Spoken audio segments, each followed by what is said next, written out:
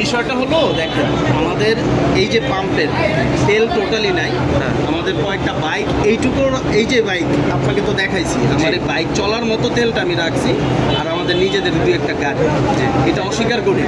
তো সেই ক্ষেত্রে আপনার এখন যে পরিমাণ তেল আছে, আমি যদি ওইটুকু দিতে যাই, 10 জনকে দিলে বাকি 20 জনের মাইর খেতে হবে আমার, বুঝতে পারছেন? ওইটুকু আমি দেওয়ার ইচ্ছা প্রকাশ করি, বাট বাকিদের মাইর খেতে হবে। বাট আমার তেল আসবে রবিবার, আমার তেল আসবে, সব পাম্পে তেল আসবে। আপনি বলতেছেন রবিবার আর তেল আসবে? জি জি। আবার একটু আগে বললেন যে বাকি একটু যদি কয়েকজনকে দিই, সেটাই বললাম, কয়েকজনকে দিলে ধরেন এখানে অনেক মানুষ, কয়েকজনকে দিলাম যারা ধাক্কায় নিয়ে আসছে, তো বাকিদের আমরা মাইর খেতে হবে না।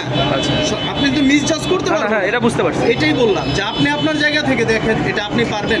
কিন্তু ইফতারের পর থেকে অনেকে প্রায় 2 ঘন্টা ধরে দাঁড়ায় আছে ভাই, ওদের 1.5 কিলোমিটার ওরা ঠেলে যাবে কিভাবে তাদের বাসা? আমি তো এই জন্য 1.5 কিলোমিটার না, এক হলো কুড়িল বিশ্ব রোড, এই যে ফ্লাইওভারের নিচে তেল পাওয়া যায়, আমি প্রত্যেকটা বলে দিই। এক হলো ময়লা, দ্বিতীয়ত ময়লার স্ট্যান্ডের ময়লার যে ফালায় এর অপোজিটে একটা তেলের দোকান আছে, ওখানে নাই, শেষ করি। দ্বিতীয়ত ঘাটপার পাবেন। 4 নাম্বার যদি পাম্পের কথা বলেন, খিলখেতে পাবেন। ঘাটপাড়ও ওই ওদের মোটরসাইকেল ঠিক করার দোকানটা বন্ধ ভাই, ঘাটপাড় যেটা দোকান না, এই যে ইয়েতে ঢুকে না, বসুন্ধরা ঢুকে না, ওইটাই ডান পাশে একটা দোকান আছে, তেল আছে। আমি জেনে বললাম। আর আছে খিলক্ষেত পাম্প অ্যাভেলেবেল, বুঝছেন? সো এইটুকু মানে আপনাদের শেষ হয়ে গেছে, রবিবারে আসবে। হ্যাঁ, কিন্তু ওনারা দাবি করতেছে যে ওনারা দেখবে খুলে।